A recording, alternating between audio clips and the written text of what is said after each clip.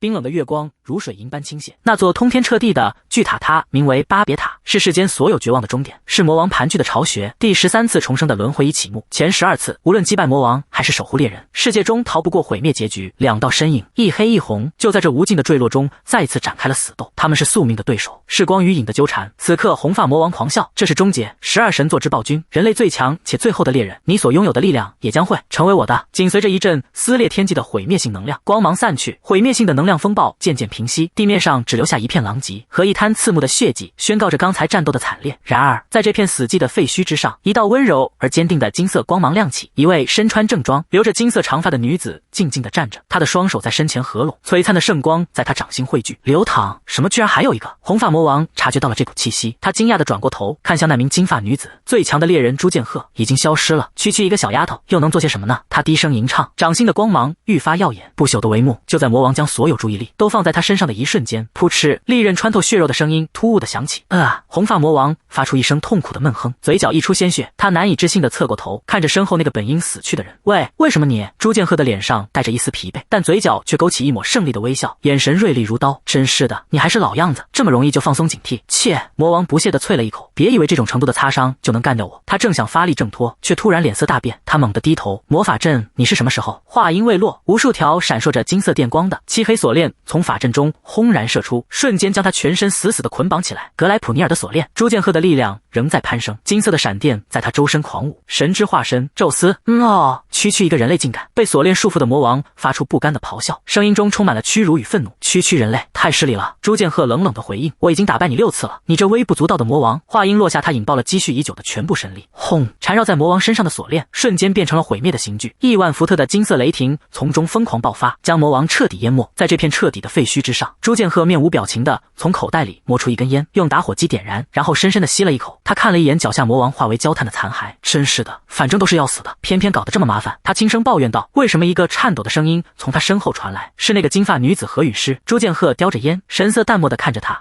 是你啊，你的护盾时机不错，大哥明明可以救所有人的。他的声音哽咽，充满了绝望。我们那么相信你，追随着你，为什么不保护我们？随着他崩溃的质问，露出了这片高台之下的惨状。他们所有的同伴，那些穿着同样制服的猎人们，全都倒在血泊之中，早已没有了呼吸。为什么？何陨尸彻底崩溃了，他用尽全身力气嘶吼着，眼中的泪水决堤而出。你就那么想一个人打败魔王吗？朱剑鹤没有回答，只是默默地吸着烟。13次，这已经是第13次回归了，而这13次回归的结局永远都只有一个，毁灭。毋庸置疑，如果输给了魔王军，等待人类的只有毁灭一途。在过去的轮回中，他曾无数次见证过那样的地狱，但是即便他们击败了魔王，攻略了巴别塔，结果也还是一样，因为在那之后，新人类猎人与旧人类，人类之间爆发了战争，将世界重塑为天堂。他们试图融合人类意识，被那些疯狂的猎手，被那些饱受屠杀与生存创伤折磨，被关在精神病房里的猎手们逃离刺客，被那些化身能力失控的猎人，由试图保护孙辈的老年猎人夫妇，由年仅8岁就陷入混乱之地的猎童者，被拯救的世界最终还是遭遇了毁灭。啪嗒，燃尽的烟蒂从他指尖滑落，掉在冰冷的地面上。所以我才……他缓缓抬起手，握住了背后的剑柄，必须杀死所有人。魔王军自不必说，还有那些会毁灭世界的猎人和同伴们。他的手猛地握紧了剑柄，声音冰冷的不带一丝情感。全部。何陨尸的瞳孔猛然收缩，倒映着那道无情挥下的剑光。他甚至来不及做出任何反应，一道裹挟着猩红与漆黑能量的剑光便已穿透了他的身体，鲜血飞溅。然而就在朱剑鹤的剑即将彻底了结他生命的一刻，他猛地一惊，动作戛然而止。朱剑鹤惊愕地转头，这个小子！魔王的声音充满了压抑的愤怒。他摊开另一只手，掌心之中一颗不祥的猩红色核心正在搏动。就凭你这点能耐，你以为你能赢吗？话音未落，一股远比之前更加恐怖和不祥的力量从他体内轰然爆发，轰隆，漆黑的能量与金色的神雷疯狂地冲撞。在朱剑鹤反应过来之前，数道蕴含着熔岩与黑暗能量的尖刺便已从魔王体内爆射而出，瞬间贯穿了他的身体。他被这股蛮横的力量钉在破碎的大地上，鲜血从贯穿身体的伤口处喷涌而出。他发出一声痛苦的闷哼，大口大口的鲜血从嘴里涌出，意识开始模糊。你说你打败了我6次。魔王俯下身，在他耳边用充满嘲讽的语气低语，那种梦话，等你睡着了再说吧。在第10次回归时，我就已经能独自打败你了，所以这次我才优先处理掉了那些猎人。但是不幸的是，损害似乎有点不够。战败的原因是在地下5层放弃了圣枪。朗基努斯吗？至少要是有阿修罗王或者乌拉诺斯的化身，组合起来会更好。听到他的低语，魔王瞳孔猛地一缩，你怎么会知道神枪、朗基努斯和其他那些东西的？应该没有任何相关的任务或者线索才对。我不是说过了吗？他用微弱但清晰的声音说道，我已经把你彻底击倒了6次。呵呵呵。魔王突然低声笑了起来，你这家伙到最后都这么有意思。他缓缓抬起手，手中凝聚起一团更加浓郁不祥的暗红色能量，准备给予最后的致命一击。一击。不过你的胡言乱语到此为止了，我也受够了。朱剑鹤轻声说道。他闭上眼睛，脸上甚至带着一丝解脱的微笑。如你所愿，我来结束这一切。在他生命之火即将熄灭的瞬间，他用尽最后的力量，抬起了仅剩的一只手。那只手正散发着温暖而耀眼的金色光芒，仿佛有什么东西即将被启动。他向着这个即将毁灭的世界，也向着自己无尽的轮回，发出了最后的宣言。让我们看看这该死的回归是否终于要结束了。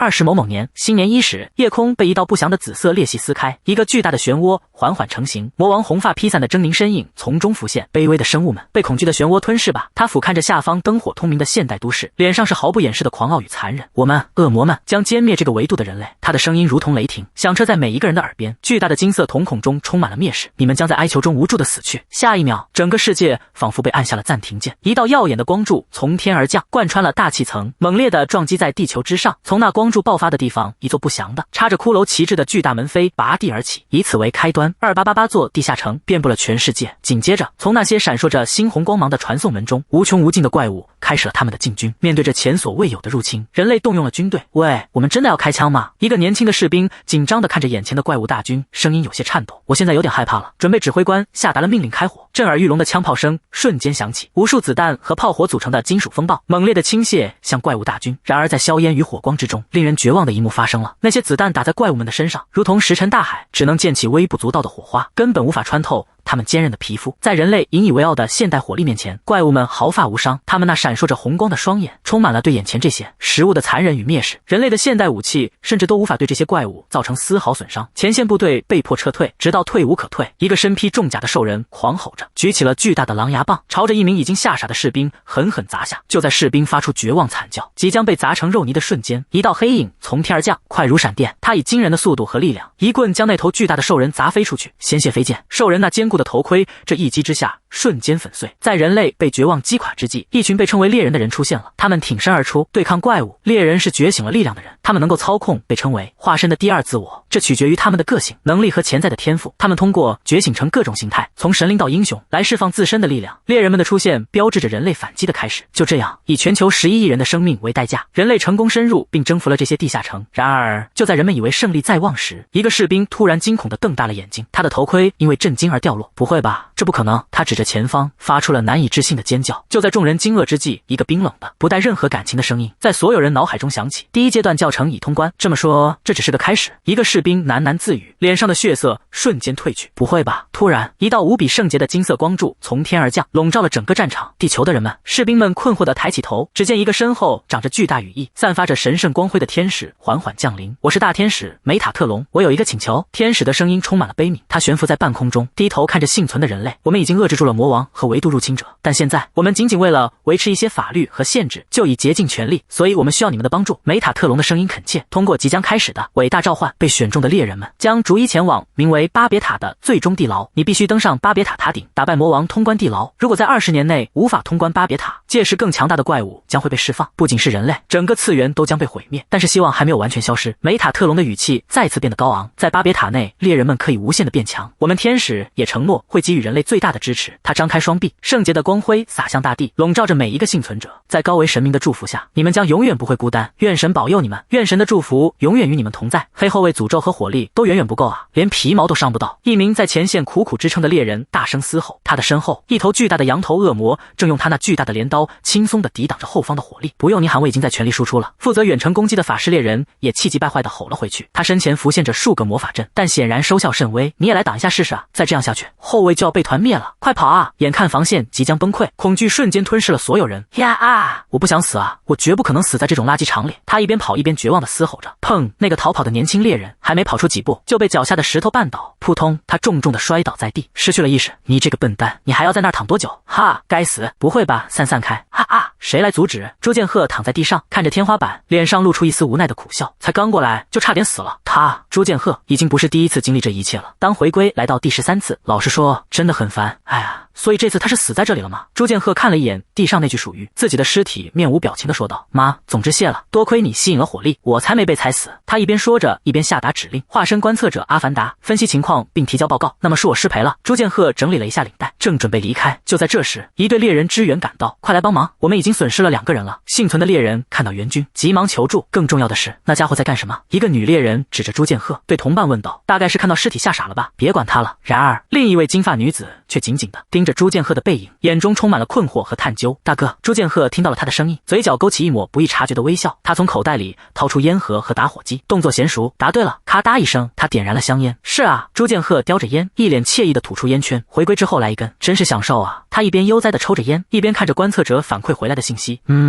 首尔第8攻击小队，教程地下城井号589，突袭首领凶猛牛头人，1级力量有8的概率。我很幸运地遇到了他。该小队有8名成员在前线，不，现在是7名了，还有4名在后方。大哥，一个焦急的声音打断了他的思绪，这里很危险，快点退到后面去。现在，何陨师着急地提醒道。朱剑赫看着他焦急的样子，一言不发位。不远处，一个猎人看到这一幕，气不打一处来，别发呆了，快来帮忙啊！他指着朱剑赫，怒吼道：“你居然在这种情况下抽烟！”朱剑赫蹲下身，弹了弹烟灰，脸上带着一丝玩味的笑容。再给我2分钟，他悠悠地说道。等我抽完这根，就帮你们干掉那家伙。别胡闹了，你会死的。那个猎人怒吼道。到时候别说我没提醒你。他气急败坏地喊道，然后转身继续投入战斗。彼此。朱剑赫看着那群苦苦支撑的猎人，轻声说道：“你们今天真的打算搞定这件事吗？”说着，他站起身，将只抽了一半的烟扔在地上踩灭。大哥，你要去哪里？何陨师惊慌地喊道。别去，你会死的。朱剑赫没有理会他的呼喊，径直朝着那头巨大的狂暴米诺陶斯走去，手中不知何时已经出现了一把长剑。现在我的眼睛已经跟不上他的动作了。他一边走一边冷静地分析，那就只剩下一个选择了。预测米诺陶斯巨大的战斧带着呼啸的风声，就是现在。他猛地侧身，以毫厘之差躲过了致命一击，同时手中的长剑顺势上撩，锋利的剑刃在米诺陶斯坚硬的皮肤上划出一道深深的伤口，鲜血喷涌而出。哇！米诺陶斯吃痛地发出一声怒吼，巨大的身体因为剧痛而失去了平衡。朱剑赫没有放过这个机会，哈哈。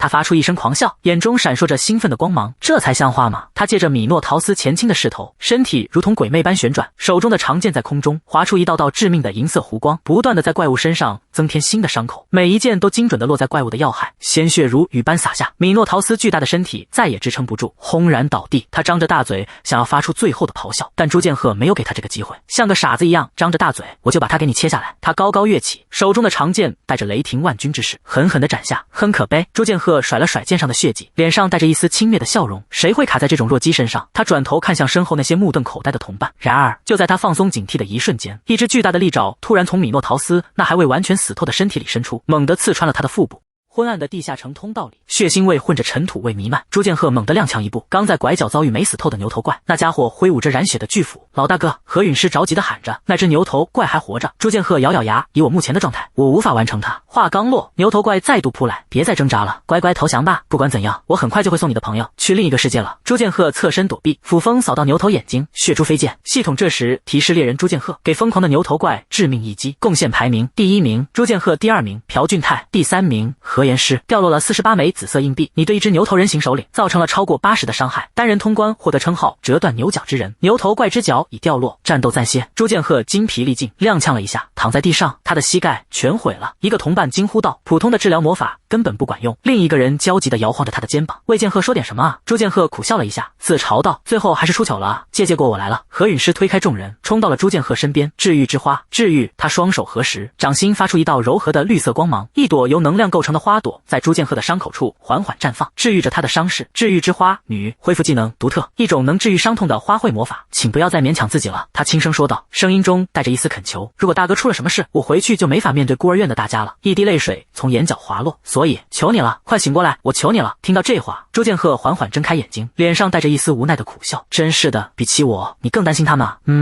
朱剑赫看着眼前的女孩，和他一起在孤儿院长大的一个善良的女孩。总之，这时一个留着八字胡的男人走了过来，他正是这次突袭队的队长，人称青铜巨人的朴俊泰。大家辛苦了，这次突袭想必各位都累坏了，回去好好休息吧。他清了清嗓子，继续说道，既然伤员都处理好了，那么接下来就是分配战利品了。各位请确认你们的份额。朱剑赫也看着自己的界面，上面罗列着各种材料和道具，紫币 X82，米诺陶斯之角 X1，点火线 X3。他看着这些东西，不屑地切了一声，真是个愚蠢的笑话。你刚才说什么？队长朴俊泰眯起了眼睛，语气不善地问道。朱剑赫完全没有理会他，径直说道，把一堆没用的垃圾当成宝一样分来分去。行了，把我的技能币给我。技能币，一种使用后可以获得永久技能的极其稀有且价值连城的硬币。就在这时，之前那个指责朱剑赫抽烟的绿发猎人冲了上来。你说什么呢？你这小子！他愤怒地咆哮道。你最后关头突然冲进来，抢了人头，现在还想独吞稀有的技能币。朱剑鹤却只是冷冷地看着他，说道：“你胸口里是养了条狗吗？每次你一开口，就跟条该死的杂种狗在乱叫一样。”朱剑鹤的嘴角勾起一抹轻蔑的弧度。大哥何陨师惊慌地喊道：“你这混蛋！”绿发猎人被彻底激怒了，咬牙切齿地瞪着朱剑鹤：“我会确保你那张嘴再也张不开。”好了，冷静下来。朴俊泰，青铜巨人的技能，青铜变形效果，暂时将身体的组成转变为青铜。抱歉，规则规定奖励按贡献分配，但我却让贪婪占据了上风。拿着吧，技能币，一击必杀，使用它可获得一击必杀技能。朱剑鹤拿过技能币，迅速拉着何陨师离开这里。那个家伙，他以为自己到底是谁啊？黑俊泰，一个光头壮汉突然冲了出来，一把揪住了朴俊泰的衣领。你知道一个技能币值多少钱吗？你就这么把他送出去了？住手，朴尚明，你对队长干什么呢？另一个猎人试图阻止他，朴俊大却只是笑了笑，试图打圆场。哈哈，我们都是战友，没必要这么激动，对吧？他一边说，一边眼神闪烁地补充道。再说了，那不是我的决定。他推开朴尚明的手，整理了一下衣领，神情变得严肃起来。我只是在遵守规则。朴尚明咬紧牙关，但无话可说。仅仅因为你有一项技能，别因此就骄傲自大。总有一天，就连那个青铜头骨也会被碾碎。还有你们两个，到那边去。这个世界就是一个为了硬币和破烂而互相残杀的世界。你看到外面那些死去的猎人了，不是吗？如果你不想落得和他们一样的下场，端正你的态度，摒弃那肮脏的贪婪。朱剑鹤没有理会他，带着何陨师离开了。大哥，你真的没事吗？何陨师担忧地问道。如果谣言传出去，我们可能会被其他突袭队踢出来的。没关系，朱剑鹤淡淡地说道。我本来也没打算跟那帮废物混在一起，有你和我就足够了。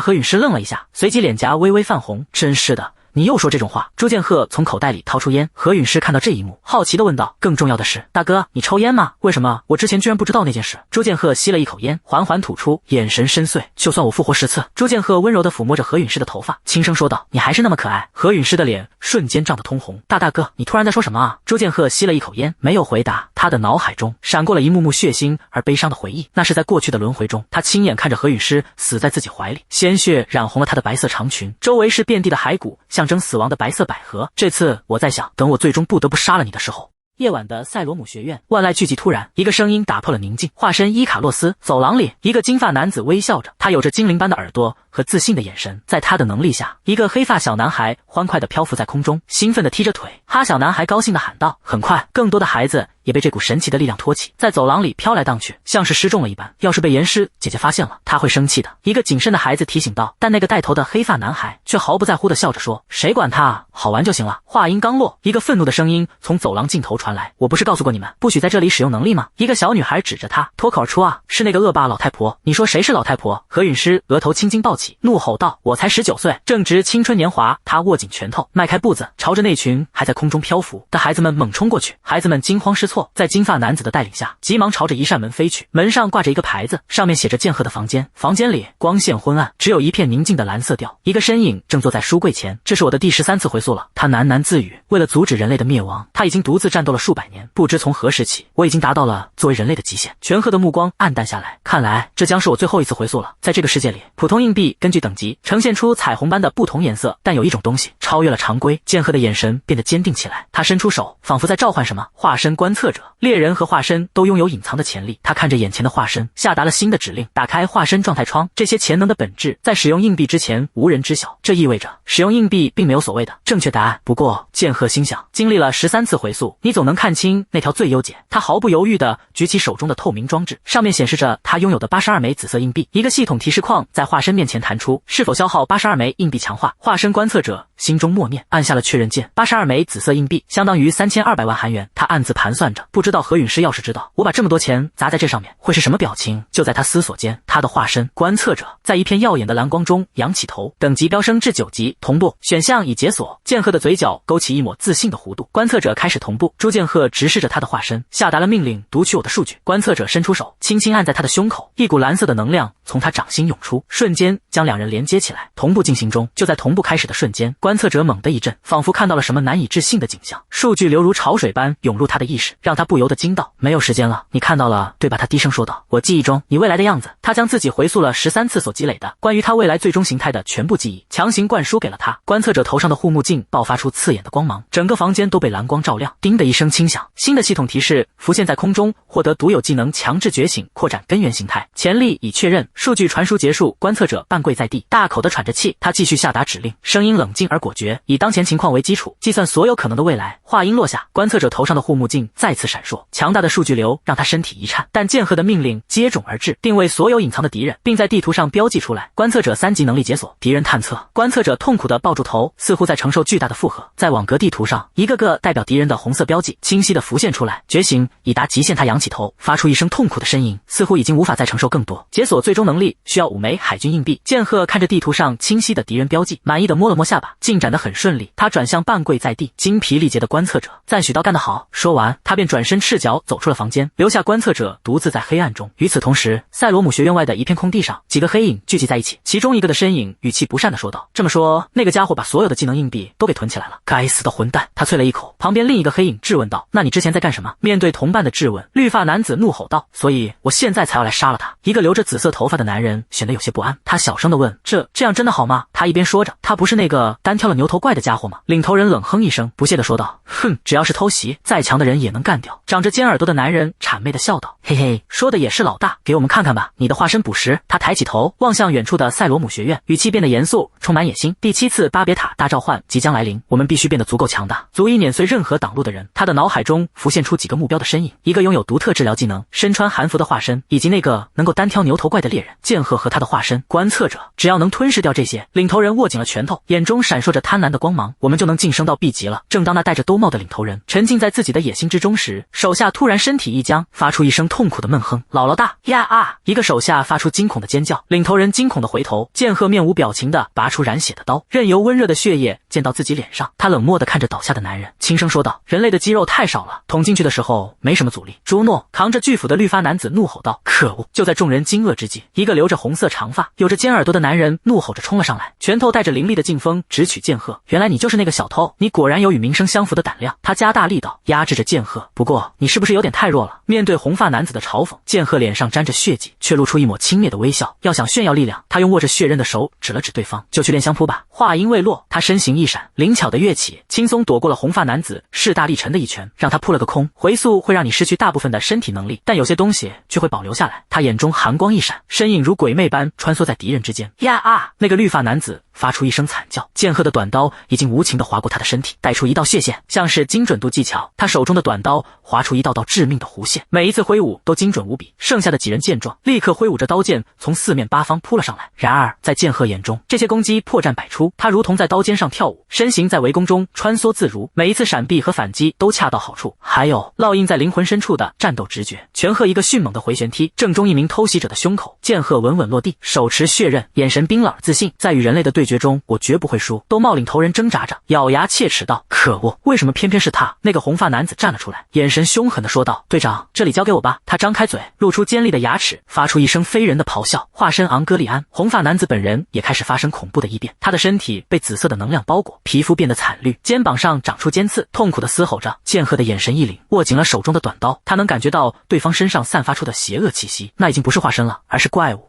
男子面带狰狞的笑容，下达了残忍的命令：“把他给我撕成碎片。”朱剑鹤的脸上没有丝毫慌乱，嘴角甚至勾起一抹不屑的冷笑，再次开口，语气中带着一丝玩味：“观察者，启动刺激能力预测。”观察者用毫无感情的电子音说道。瞬间，他的护目镜和周围的空间亮起了，无数蓝色的数据流和虚拟屏幕，复杂的分析图表和瞄准准星在空中交错闪现。预测完成，一道红色的预测线精准地从怪物的利爪路径上延伸出来，终点直指朱剑鹤的眉心。只是一次快速简单的攻击，一击落空。朱剑鹤并未停歇，他身形如鬼魅，手持沾血的短刀，在暗影怪物狂风暴雨般的利爪攻击中穿梭自如。他借力一跃，身体轻盈地腾上半空，居高临下的俯视着下方徒劳攻击的怪物，从任何地方攻过来都行。他大声喊道，声音中满是自信。长发男子被这赤裸裸的蔑视激怒了，他咬紧牙关，气得浑身发抖，眼中满是难以置信的杀意。无数漆黑的骨刃从躯体中疯狂地伸展出来，刹那间刀光剑影，撕裂空气的尖啸不绝于耳。然而面对这绝杀之局，朱剑鹤的眼神依旧锐利而冷静，他紧紧握住手中的短刀，在漫天杀机中已经锁定了唯一的破绽。这不可能！长发男子在半空中瞳孔骤缩，他完全没料到对方能穿过自己，引以为傲的影兽攻击直取本体。然而惊骇已经来不及了，一道冰冷的刀光闪过，快得让人无法反应。噗嗤，利刃干脆利落地划开了长发男子的胸膛，带起一串血花。剧痛瞬间席卷全身，他发出一声短促的惨叫，鲜血从口中喷涌而出。另一个身披黑色斗篷、看不清面容的神秘人却从暗处现身，他看着眼前这突兀的变故，心中充满了震惊。这家伙为什么会在这里？他还没来得及细想，朱剑鹤已经如同瞬移般出现在他面前。你问为什么？朱剑鹤冷冷的开口，回答了他心中未说出口的疑问。我和你们出现在这里的理由一样。眼神冰冷，杀气凛然，吐出了最后的2个字：为了杀戮。则黑袍人发出一声不甘的咂舌，整个人被这股巨力打得向后飞去。他从斗篷下抬起头，脸上满是羞愤和怒火。你这张臭嘴，马上就再也说不出话来了。他一边说着，一边恶狠狠地伸手探入斗篷，准备掏出武器。然而他的手却在怀里摸了个空。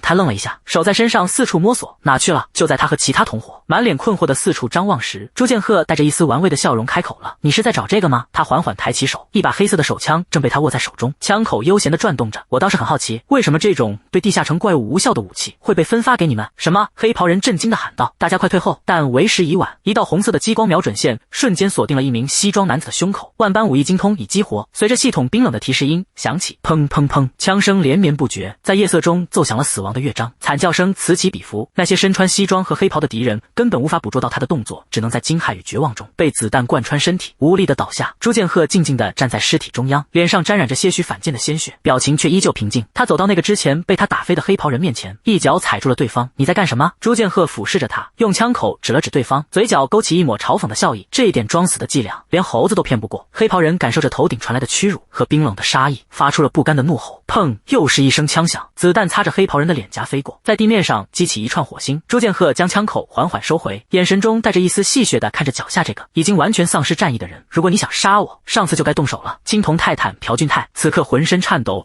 冷汗直流。他引以为傲的能力青铜化，一种能将身体内部暂时变为青铜来抵御伤害的强大技能，在这个男人面前毫无意义。朱剑鹤俯下身，冰冷的声音如同恶魔的低语：我猜你本来是打算杀了我和何陨师，然后嫁祸给地下城里那个光头，对吧？不，我朴俊泰试图辩解，但声音抖得不成样子。咔嚓一声，青年将冰冷的枪口死死地抵在了他的太阳穴上。你的眼睛也变成青铜的了吗？他彻底崩溃了。求你别开枪，你不过是秘密组织泰坦里一个底层的小角色，对吧？朱剑鹤冷漠地陈述着事实。你怎么会？朴俊泰眼中充满了难以置信的惊骇，只是用那双深不见底的眼睛盯着他，一字一句地说道：把这话告诉你那些泰坦的同伴们，你们这些为了可怜的回报而出卖灵魂的人渣，不过是些可悲的小人物，终将迎来悲惨的结局。而英雄最讨厌杂鱼了。朴俊泰的大脑一片空白，完全无法理解对方在说什么，只能下意识地反问：你说什么？这就是你的回答？他不再废话，猛地扬起手，用坚硬的枪柄狠狠地砸在了朴俊泰的脸上。砰！骨头碎裂的闷响和凄厉的惨叫声同时响起，朴俊泰被这股巨力砸得翻倒在地，双手捂住血流如注的脸，痛苦的满地打滚。他从口袋里摸出一根烟点上，深吸一口，然后缓缓吐出烟圈，居高临下的看着在地上哀嚎的朴俊泰。好痛！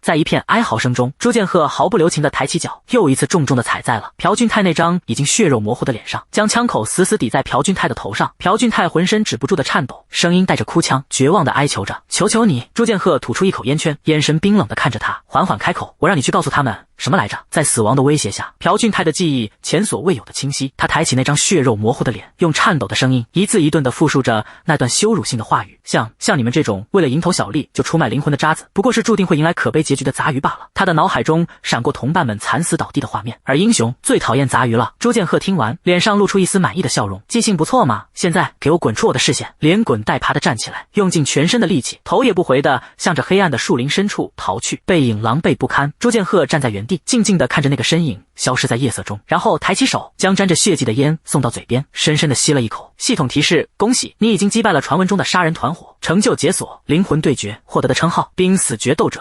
血腥气在兽人地牢的空气中弥漫，绿皮尸体横七竖八地倒在地上，暗红色的血泊在石板间缓缓蔓延。随着最后一记沉闷的重击，朱剑鹤立落地，解决了最后一个站着的敌人，一击必杀。他赞美自己道。他的目光扫过这片屠宰场，最终停留在唯一的幸存者身上。那只兽人瘫在地上，因恐惧而颤抖，喉咙里发出意义不明的呜咽。幸存的兽人猛然高举双手，声音因恐惧而尖锐的嘶喊：我投降，我放弃，我再也不会攻击人类了。朱剑鹤将沾满血污的球棒随意地扛上肩，发出一声疑问。兽人急忙鞠躬，补充道：就像我说的那样。朱剑鹤沉吟一声，随即指向那只匍匐的兽人，提出了条件：那么如果你能回答这个问题，我就放你走。兽人那双惊恐的红色眼眸瞬间睁大，他结结巴巴地问：真的吗？他微笑着竖起一根手指，提出了一个谜题：什么是1秒钟就爆炸的红色鞭炮？兽人困惑地歪着头，完全没能理解，发出一声疑问的技能一击必杀瞬间发动，球棒呼啸着砸下，兽人的头颅应声爆裂，血浆四溅。朱剑鹤脸上的微笑消失，取而代之的是嗜血的狂热。他狂笑着吼出答案：是你的头，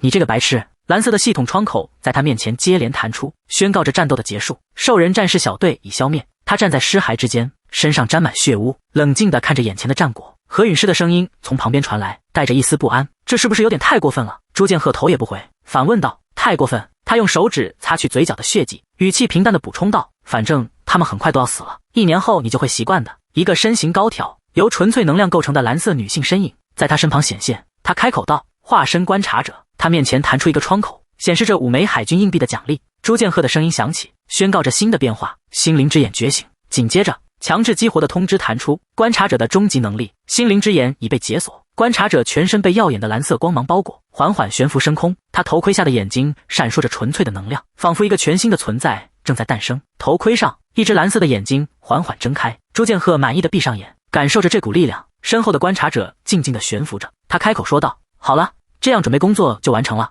我已经收集了所有的物品。一个女声响起。朱剑鹤侧过脸。何陨师继续说：我们回塞罗姆学院吧。朱剑鹤没有立即回应，沉默片刻后，他用沉重的语气说道：我们暂时回不去了。何陨师困惑地看着他，不解地发出一声疑问。他平静地问道：你没觉得今天的行李比平时多吗？他们脚下的地面随之亮起一个猩红色的魔法阵。他回应道：没错。但是刺目的红光猛然爆发。何陨师失声惊呼，声音颤抖：大哥，这是……他眼神锐利，沉声确认：没错，就是这个巴别塔的大召唤。猩红的光芒冲天起，吞噬了他们的身影。与此同时，城市各处的觉醒者脚下也出现了同样的法阵。系统冰冷地解释着：魔王的巴别塔会不定期地选择觉醒者，并将他们强制召唤到塔内。一个戴着眼罩的男人震惊地看着身上的红光。至今为止，生还者为0人。一个被选中的男人绝望地抱头尖叫：该死，我不想去，为什么是我？一个长着白色翅膀的身影凝视着手中的水晶球，里面映出无数被召唤的猎人。他轻声说道：这是第7次召唤了，拥有打倒魔王潜力的猎人都已经被这样召唤过去了。大天使长双手交握，神情凝重地宣告：这一次是我们最后的希望。一个身披铠甲名为阿萨兹勒的天使自信地回应：别担心，大天使，我阿萨兹勒会将这些人类训练成最强的武器。大天使长垂下眼帘，轻声托付：就拜托你了。但他随即又感到一阵莫名的熟悉感，但不知为何，这种似曾相识的感觉。与此同时，在刺目的红光中，朱剑鹤的眼神无比坚定：这一次我一定要拯救世界，无论付出多大的牺牲。在一片陌生的环境中，何陨师缓缓睁开眼睛，发出一声无意识的呻吟。朱剑鹤的声音从身边传来：你醒了。何陨师挣扎着坐起身，茫然地叫了一声：哥哥。他环顾四周，大厅里挤满了惊慌失措的人群。何陨师困惑地问：这是什么地方？朱剑鹤的回答沉重而简短：巴别塔内部。啊，这些人就是被巴别塔选中的觉醒者。何陨师看着那些或哭泣或绝望的面孔，心中一沉。有一个男人正崩溃地哭喊着要回家。何陨师轻声对朱剑鹤说：这里的气氛充满敌意，顺便问一下。何陨师紧锁眉头，提出了一个关键的疑问：这里的人是不是太少了？盛大召唤仪式不是应该有几十万人参与吗？这里连500个人都不到。何陨师估算着人数，对这个数字感到不安。朱剑鹤平静地解释道：剩下的人应该分散在其他区域了。何陨师疑惑地追问：其他区域？朱剑鹤指着空中的楼层示意图，说明道：巴别塔是按楼层划分区域的，越往上走人数就越少。原来如此。何陨师若有所思地点点头，随即又笑着问：更重要的是，我们接下来该怎么办？朱剑鹤回答：应该马上就会有说明了。他抬头看向大厅中央，补充道：时间差不多了。话音刚落，大厅中央爆发出刺目的光芒，将惊慌的人群笼罩。太热了，有人惊呼。一个威严的身影从天而降，发出了震耳欲聋的宣告：欢迎来到巴别塔。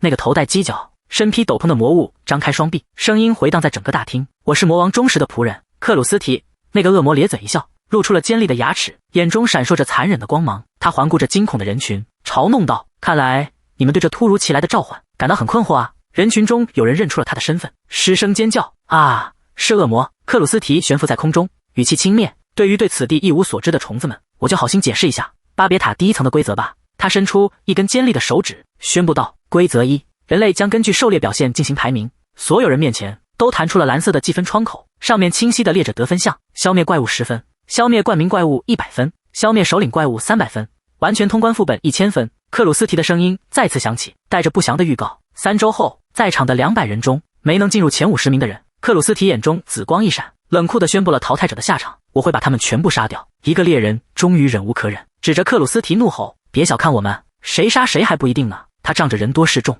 继续叫嚣：这里有这么多猎人，再敢嚣张，我们就把你碾碎。克鲁斯蒂不为所动，指尖缠绕着不祥的紫色能量。那个猎人的话还没说完，一道紫色的能量便瞬间洞穿了他的胸膛，周围的人群爆发出凄厉的尖叫，惊恐地看着这血腥的一幕。不会吧，他真的杀人了？人群陷入了恐慌，朱剑鹤的眼神却异常平静，他早就认出了这个恶魔的身份，四天王中的最强者，魔王军的2号人物。克鲁斯蒂全身被紫色闪电包裹，他露出了一个扭曲的笑容，低语道：好久不见了。他就是那位传说中的闪电天堂帝克鲁斯提。一声凄厉的惨叫划破空间，紫色的能量瞬间贯穿了一名男子的身体，他被杀了。周围的人群发出惊恐的尖叫，男人颓然倒地，身上散落出闪着蓝光的物体，有人接住其中一枚，低头凝视着掌心，这是一枚钱币。克鲁斯提冰冷的声音宣布道：规则2，在巴别塔1楼，人类死亡时将掉落其持有的 20% 钱币。话音未落，周围的人便疯抢着地上的钱币，一只脚狠狠踩住了一个男人握着钱币的手，他怒喝一声喂，踩着他的男人居高临下的开口：20%，你身上有钱币，对吧？冰冷的刀锋随之抵上了地上男人的咽喉。克鲁斯提抬起手，咧嘴笑道：停！他随即宣布：规则3，在最初的2周内，村庄区域禁止人类互相残杀。听到这话，企图杀人的光头男人不爽地咂了下嘴，收回了刀。他低声警告道：不想被同伴干掉的话，就在这2周内变强吧。地上的男人站起身，神情变得紧张。克鲁斯提俯视着下方为钱币而疯狂的人群，愉悦地开口：不过真没想到他们会如此庆祝同伴的死亡。他轻蔑一笑，杀掉他真是值得。克鲁斯提打了个香枝，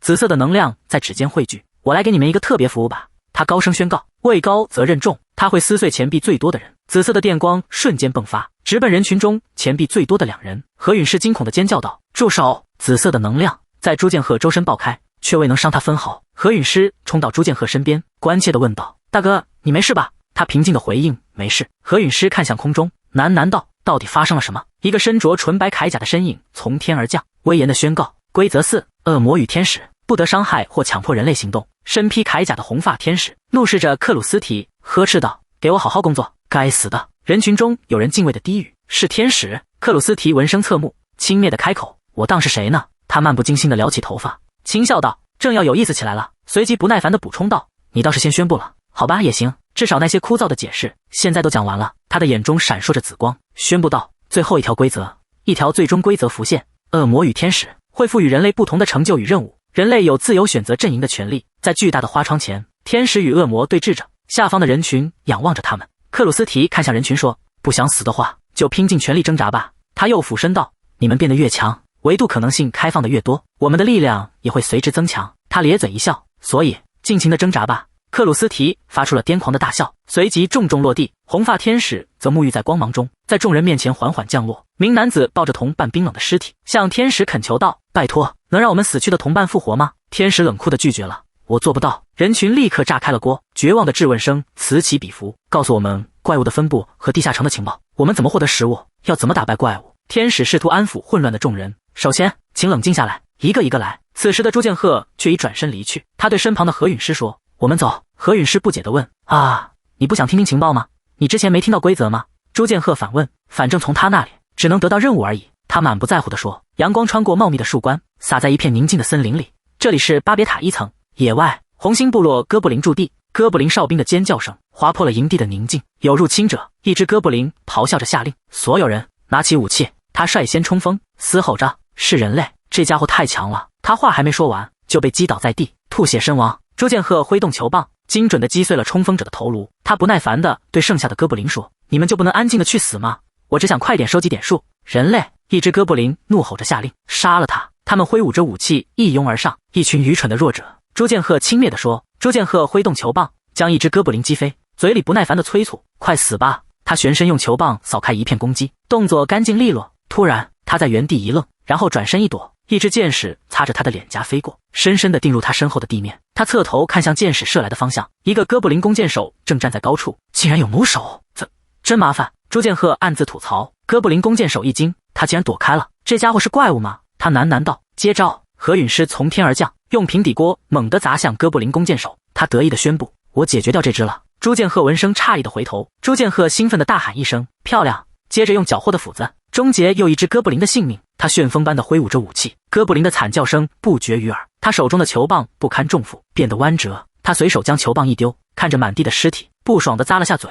一群弱者还这么嚣张，早点死了不就好了？何陨师看着他，由衷的赞叹道：“虽然现在说有点晚了，但是大哥，你真强啊！”朱剑鹤不以为意的回答：“没什么特别的。”他催促道：“快来，我们得快点把道具捡起来。”何陨师不解地问：“为什么这么着急？”朱剑鹤没有回答，只是低头看着亮起的屏幕，屏幕上浮现出地图，显示巴别塔一楼共有7个地下城，其中3个是主地下城，其中下水道地下城里有一个名为佩泽龙的摇篮的隐藏房间，这很重要，我们必须在其他人之前赶到那里。何陨师突然用弩对准了他，冷冷地质问道：“你是谁？你把我大哥怎么了？”他质问道。朱剑鹤侧过脸，眼中闪过一丝狠厉，林间小径蜿蜒，两侧树木高耸入云，将日光切割成零碎的光斑。何陨师举起十字弩，警惕地盯着朱剑鹤的背影，他冷声质问：“从米诺陶洛斯地下城那时候起，我就觉得很奇怪了。”他的眼神变得锐利，继续说道：“我大哥虽然胆小懦弱，却是一个善良温柔的人，但眼前这个人的残忍，以及他那仿佛洞悉一切的行动，黑白交错的血腥记忆，在何陨师脑中一闪而过。他将压抑已久的怀疑宣之于口，厉声喝问：‘你不是我大哥，你到底是谁？’”面对质问，朱剑鹤只是缓缓举起双手，脸上没有丝毫波澜，沉默不语。就在这剑拔弩张的时刻，朱剑鹤忽然开口，声音平静地问道：“你还记得我们在孤儿院的时候吗？”他垂下眼帘，仿佛陷入了久远的回忆。每次拍合照，你都会任性地要求站到我旁边，让老师们伤透了脑筋。一幕鲜活的往事浮现在眼前，年幼的何陨师正哭着闹着，紧紧缠在同样年幼的朱剑鹤身上，坚持要挨着他拍照。朱剑鹤继续回忆道：“正因为如此，我被极度的扎诺霸凌得很惨。”何陨师的脸颊微微泛红，他强自镇定地反驳：“我才不会被那种话骗到。”他的话语愈发坚定：“如果你真是我大哥，就不可能变化这么大。”朱剑鹤的眼神深邃，他平静地揭示了一个惊人的事实：在那个米诺陶洛斯地下城里，我看到了20年后的未来。他的脑海中闪过无数血腥破碎的画面，那是地狱般的景象。他解释道：“那大概是观察者引发的现象，我间接体验了被召唤到巴别塔后被逐渐消磨殆尽的未来。”他补充说：“我的性格大变，或许也是因为这个。”何陨师敏锐地抓住了他话中的漏洞，他紧盯着他，提出质疑：“可是观察者并没有预见未来的能力。”朱剑鹤的声音压低，凑近他耳边，说出了决定性的一句话：“我看到了你被米诺陶洛斯杀死的那一幕。”何陨师浑身一震，瞳孔猛地收缩。朱剑鹤凝视着他，仿佛看到了遥远的未来。那是我看到的第一个景象。他继续解释：“观察者之所以让我看到未来，大概是因为相信无论如何我都能保护你。”他看着他动摇的眼神，轻声提醒：“我不是答应过会一直保护你吗？”怀疑瞬间烟消云散，何陨师眼眶微红，他猛地扑进他怀里，哽咽着喊道：“大哥！”他把脸埋进他的胸膛，带着哭腔道歉：“对不起，我不该怀疑你。”何陨师，你的直觉太敏锐了。他揉揉他的头，内心却说：“每次回归都必须想出一个新的借口。”2天后，下水道地下城，潮湿的砖墙在火把的映照下泛着幽光，空气中弥漫着腐臭的气味。一声尖锐的滋滋声划破了死寂，一只只身披斗篷、手持短刀的鼠人怪物从污水中窜出，红色的眼睛闪烁着凶光，数支弩箭呼啸而至，精准地射穿了鼠人的身体。他发出一声凄厉的惨叫，应声倒地。何陨师走上前，嫌恶地踢开鼠人的尸体，抱怨道：“真恶心。”朱剑鹤头也不回地挥舞着武器，将另一只扑上来的鼠人砸得粉碎。何陨师在他身后问道：“我们还要走多远？”他停下脚步，环顾着四周潮湿的墙壁，说道：“应该就在这附近了。”朱剑鹤轻声下令，化身观察者，一个充满未来感的蓝色女性化身在他身后浮现。他发动了终极技能心灵之眼，一只巨大的散发着紫红色光芒的眼睛凭空出现，他射出一道光束，径直打在了一面普通的墙壁上。光束击中的墙壁应声裂开，显露出一个由鼠人石像守护的隐藏入口。朱剑鹤低语道：“原来在这里。”一个虚拟窗口在他面前弹出，显示着一行文字：“是否使用3枚海军币解锁摇篮？”他毫不犹豫地选择了是。墙壁中央的石像缓缓向两侧移开，系统提示音随之响起：“摇篮1楼已解锁。”一道刺眼的光门在后面显现，两人迈步穿过光门，眼前是一间空旷的圆形石室，中央的石台上光打在一块石碑上。何陨师环顾着这不可思议的景象，喃喃自语：“也许是因为和哥哥在一起，对这种事我已经见怪不怪了。”朱剑鹤的目光锁定在石台的发光石碑上，他微笑着说：“不过这个或许会让你有点惊讶。”他缓缓向石碑伸出了手，朱剑鹤的手触碰到光碑，一个冰冷的电子音响起：“用户朱剑鹤等级1，权限已确认，商店已解锁”的字样浮现。无数虚拟商品卡牌如瀑布般在两人周围环绕，卡牌上展示着各种强大的化身与宝物。S 加级的西风神化身标价5枚绿币， SS 级的雷神化身则需要3枚黄币，还有 SS 级的技能书佩泽伦大陆第7位英雄和 SS 级宝藏莫格雷，价格更是惊人。何陨师被眼前的景象惊得说不出话，他结结巴巴地问：“这是什么？”朱剑鹤的眼神平静无波，他回答道：“佩泽伦的摇篮。”他看着那些浮动的卡牌，补充道：“一个能让猎人蜕变为英雄的隐藏房间，不过只对有钱人开放。他的目光落在一台闪烁着硬币兑换机字样的机器上，一个兑换窗口在他面前弹出，1500枚紫币兑换6枚海军币。他毫不犹豫地伸出手指按下了是。系统提示音响起，您已获得6枚海军币。何陨师发出一声轻呼，紧接着系统为他推荐了一个何陨师兼容性推荐化身月女 C+5海军币。他好奇地指着卡牌问道：买下这个我就能有2个化身了吗？朱剑鹤回答说：不。他指着一个显示着化身数量的窗口解释道：现在只有1个化身栏位，不增加栏位就无法增加化身。何陨师追问：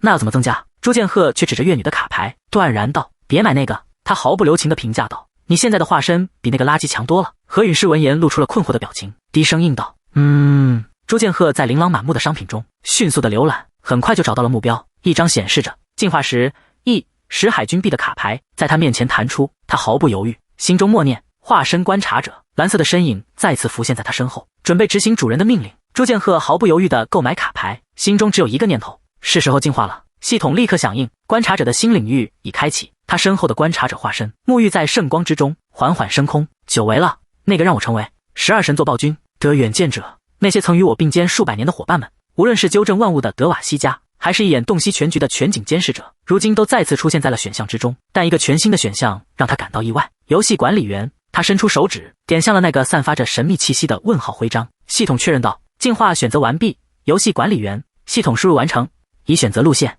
游戏管理员。巨大的蓝色法阵在朱剑鹤脚下展开，进化中的字样浮现在中央。观察者化身的形态开始急剧变化，眼中闪烁着红光，一股前所未有的力量包裹了朱剑鹤。光芒散去，一个全新的身影君临于此。他头戴一顶高礼帽，帽檐上镶嵌着一只猩红的独眼，身披华丽的长风衣，在星辰般的光点中散发出掌控一切的强大气场。他就是全新的化身 GM。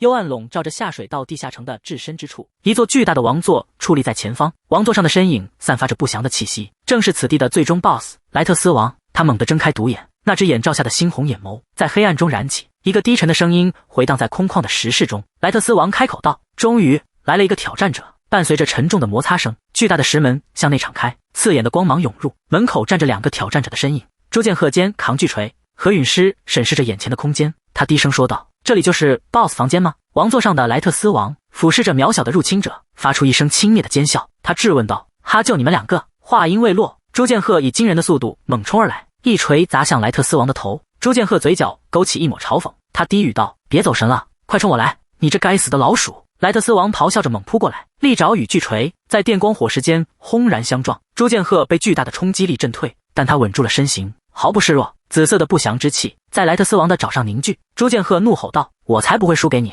他奋力挥动武器，再次迎击。莱特斯王手中不知何时出现一条铁鞭，他将其高高举过头顶，挡住了朱剑鹤的巨锤。铁鞭，即使你格挡也会受到伤害，集中精神，保持精准，尽可能躲开他。朱剑鹤俯身躲过挥舞而来的链枷，随后猛出一锤，重重砸在莱特斯王的腹部。莱特斯王对他敏捷的动作表示赞许，身手不错，他说道。但他接着又说，但那还不足以打败我。莱特斯王猛地将一个罐子砸在地上，浓重的毒气瞬间弥漫开来。何陨师在毒气中大喊：大哥，毒气太浓了，我什么都看不见。糟了，这个麻烦的攻击模式又来了。毒雾中，链鞭呼啸而至，朱剑鹤只来得及发出一声闷哼，肩头便传来一阵剧痛，鲜血渗透了他的西装。一个提示框在他眼前浮现：莱特斯王的毒素正在侵蚀你的身体，生命值持续下降，敏捷度降低30。该死的老鼠，竟敢如此得意！朱剑鹤捂着自己的肩膀，大喊道：陨师！何陨师脸色一变，他大声喊道：那是血液毒！既然如此，降神巫女！绿色的光芒从他身上涌出，一个女神的虚影在他身后显现。他紧接着喊道：解毒花！一朵发光的百合花在他手中绽放，随后径直飘向朱剑鹤。系统的提示音响起，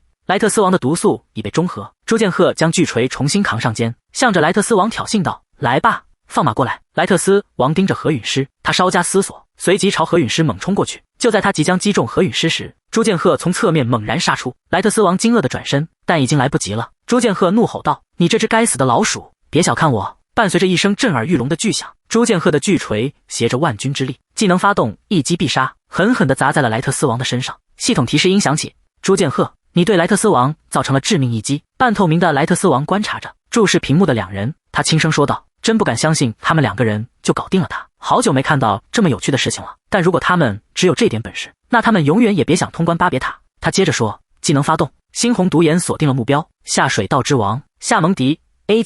朱剑鹤转身面对身后空无一人的地方，他开口问道：“喂！”莱特斯王的灵魂一惊，别告诉我！他难以置信地指着自己，结结巴巴地问：“你真的能看见我？”大约400年前，在和平的佩泽伦世界，一座地下城突然出现，怪物入侵，猎人应运而生。莱特斯王的灵魂继续说道：“我和6位英雄为了守护佩泽伦而奋起反抗，我们攀登了巴别塔，但是……”他的声音充满了悲伤和无力。他接着说：“巴别塔的力量太强大了，我们被彻底粉碎了。”莱特斯王的灵魂低语道：“佩泽伦被巴别塔吸收了。”何陨师疑惑地问：“吸收？”莱特斯王的灵魂解释道：“你刚刚打败的那个莱特斯王是一个以我为原型的人造生物。”他继续说：“就像我一样，佩泽伦的人民也成了怪物的模板，我们的世界被撕裂。”他的声音中充满了绝望。他说道：“我们的世界变成了地下城，被巴别塔奴役。即使是现在，400年后。”莱特斯王的灵魂继续说道：“巴别塔不断侵入各个次元和世界，变得越来越庞大。”何陨师的脸上露出一丝忧虑，他喃喃道：“那如果我们也输了？”莱特斯王的灵魂肯定地回答：“没错，地球也会被巴别塔吸收，就像我的世界一样。”朱剑鹤打断了他们的对话，他说道：“好了，就到此为止吧。”就在这时，一个蓝色的系统窗口在他面前展开。你已经揭开了巴别塔的秘密，获得称号第一个知晓地下城秘密的人。作为特别奖励，你获得了一枚白色的硬币。一枚闪闪发光的硬币凭空出现，落入朱剑鹤的手中。何陨师惊讶地问：“白色的硬币，那有什么用？”一个戴着高帽的身影突然出现。朱剑鹤召唤道：“降神 GM。”接着他补充道：“你可以用它来解锁另一个降神栏位。”朱剑鹤激活了技能权限扩张，白色硬币随之消失，系统窗口弹出，显示他的化身栏位已增加至2个。他侧过脸对身后的何陨师说道：“我在这里没别的事了。”莱特斯王的灵魂在他们身后浮现，声音庄严而宏大。他说道：“400年来，你们是第一批见到我的人。”他又宣告道：“我是伟大下水道之王沙蒙迪，若想见证巴别塔的终结，我便助你们一臂之力。”蓝色的系统提示框在朱剑鹤眼前展开，是否获取化身沙蒙迪 A+？ 何陨师震惊地捂住嘴，低声惊叹，他难以置信地看着朱剑鹤：“你竟然能免费得到一个 A+ 级的化身，太厉害了！”朱剑鹤却不为所动，冷淡地开口：“是啊，但抱歉了。”他轻蔑地瞥了一眼：“我不需要这种低级化身。”何陨师困惑地反问：“哎？”但是，就连强大的沙蒙迪也发出了一声疑惑，气势全无。沙蒙迪咆哮道：“岂有此理！我可是登上过巴别塔58层的存在。”朱剑鹤却头也不回地拉着何陨师一同离去，只竖起一根中指。沙蒙迪急忙喊道：“喂，等一下，你这个无礼的小子！”距离巴别塔第7次大召唤已过去4天，红发天使站在一层村庄区域的中心。何陨师拉低兜帽，面无表情地穿过人群，径直走向那名骑士。他停下脚步，开口请求道：“你好，我想进行排名登记。”天使闻声回头，眼中闪过一丝讶异，他问道：“登记的名字是吗？”何陨师略作停顿后回答：“请用匿名。”女骑士打量着他，评价道：“你真是个奇怪的家伙。”他抬起一根手指，确认道：“登记好了。”一面虚拟屏幕在他眼前展开，猎人排行榜的数据赫然浮现，由3个问号组成的名字凭空出现在第2名的位置，积分显示为1770。何陨师震惊地看着排名，第2名，他简直不敢相信自己的眼睛。一个提示框弹出，显示着系统信息：已授予上榜者祝福，所有属性增加 5%， 异常状态抗性增加 10%， 恢复加成增加 10%。周围立刻响起一片议论声，一个男人高声质疑：“怎么回事？突然就冒出个第2名？”另一个人则说道：“无名氏。”一名男子径直走到何陨师面前，询问道：“是你吗？我在任何一个攻击小队里都没见过你。”他眯起眼睛打量着他，补充道：“是个女人。”旁边立刻有人粗鲁地命令道：“把兜帽摘下来！”质问声接踵而至：“你到底是谁？”这正中哥哥不希望发生的情况。何陨师的脑子乱成一团，匿名登记已经失去意义，现在该怎么办？在不远处的树丛后，朱剑鹤将这一切尽收眼底。他抬起手，冷静地激活了自己的能力，低声说：“化身启动。”一个泛着蓝色光芒的虚拟形象随即出现在他身旁。朱剑鹤低声命令道：“连接巴别塔1层，把我的分数登记到排行榜上。”系统提示音接连响起，技能权限扩张已激活，已获取更新权限，正在更新排名信息。一道刺耳的警报声划破广场，排行榜上赫然跳出警告信息：排名信息经由异常途径更新。围观的人群发出一阵骚动，有人不耐烦地问道：“这次又是什么情况？”他们眼睁睁地看着排行榜上的分数飞速滚动。另一人惊呼道：“这分数是怎么回事？”数字最终停下，一个新的名字以压倒性的分数占据了榜首。第1名 X，13210分，超过1万分。人群爆发出难以置信的惊叹：这种分数怎么可能达到？一个男人颤声说道：“就算把第2名到第10名的分数全加起来，也还差得远。”趁着所有人的注意力都被排行榜吸引，何陨师悄悄转身，他看着那个神秘的名字，人们心中充满疑惑。X， 这到底是谁？一名金发男子满脸困惑，向天使问道：“这个分数是某种系统错误吗？”天使转头盯着排行榜，否定道：“分数本身不是问题，他接着解释，虽然有人篡改了登记路径，但真正奇怪的是，他微微侧目，语气凝重地补充道，是获得这个分数的当事人本身。数从后，朱剑鹤的嘴角勾起一抹得意的笑容，必须趁他们还在混乱的时候赶紧离开。何陨师拉紧兜帽，迅速转身消失在人群的边缘。他匆忙地拐过一个角落，却一头撞上一个倒在地上的人影。何陨师蹲下身，惊呼道：“发生什么事了？伤得这么重？”那个浑身是血的男人虚弱地低语道：“别管我，已经太晚了，我怎么可能那么做？”何陨师当即反驳，他举起手准备召唤自己的化身，别在显眼的地方召唤化身。哥哥的警告在他脑中闪过。就在他犹豫时，一只手搭在了他的肩膀上，一个光头男人从他身后探出身，冷冷地说道：“小姑娘，没听见吗？我叫你别多管闲事。”“哦，谢谢你。”何陨师向光头男人道谢。“这太棒了。”何陨师请求道，“能麻烦你照顾一下这个人吗？我现在很急。”光头男人指着自己，轻蔑地问道：“我照顾他？”他咧嘴一笑，语气阴狠地补充道：“我会好好照顾他的。”话音未落，他猛地一脚踹在受伤男人的身上，鲜血飞溅，男人应声倒地。光头男站在一旁，而何陨师则被这突如其来的一幕惊得后退一步。旁观的人群中有人认出了他，低声说道：“那是无赖伊格尔。”另一个人补充道：“听说他的排名掉到第6了，跟他扯上关系没好事，我们快走吧。”伊格尔将目光转向他，慢条斯理地说：“你还不明白吗？这家伙已经死定了。”他低头看着脚下的男人，补充道：“你不是赶时间吗？直接走就行了。”他露出一个贪婪的笑容，得意地宣布：“这家伙的硬币我就不客气地收下了。”何陨师只是面无表情地注视着他，一股无形的力量猛然将伊格尔压制在地，他痛呼一声，被死死按在石板路上。那是什么？何陨师没有理会他的惊愕，转身蹲下，将一个发光的饭团递给受伤的男人，拿着，吃了这个。他说：“我的身体动不了。”伊格尔咬牙切齿地挣扎着。何陨师冷冷的声音传来：“反抗是没用的。”他回头瞥了一眼地上的伊格尔，继续说道：“这是我最近才获得的地级技能，你就不能活得认真一点吗？”他的话语中带着一丝轻蔑，别因为排名高就得意忘形，那种程度根本不算什么。你这该死的女人！伊格尔怒吼道：“报上名来！”何陨师头也不回地离开，只留下伊格尔在身后疯狂地咆哮：“喂，站住！我绝对会找到你，然后杀了你！”受伤的男人默默地看着手中的饭团，这个世界似乎还没那么糟糕。他决定收下这份善意。饭团在他手中散发出温暖耀眼的光芒。巴别塔1层，狩猎场外围，这里是伊格尔的藏身处。伊格尔一脚踹开门，冲着里面怒吼道：“雅各布，准备好，我们要去逮那个女人！”发誓要敲碎他那高傲的鼻梁。他对着内门问道：“位念力使用者。”他停顿了一下，接着问：“你认识一个东亚女人吗？”伊格尔没有得到任何回应，他不耐烦地催促道：“未回答我，快点准备好！”他踹开门，话语戛然而止，因为他看到了雅各布倒在血泊中的尸体。如果这里被袭击了，他们的目标是我。伊格尔的脸上写满了恐惧。朱剑鹤眼前的虚拟屏幕上清晰地映出了伊格尔惊慌失措的样子。他听着对方的咆哮：“该死，这是谁干的？”朱剑鹤叼着烟，嘴角勾起一抹玩味的笑容。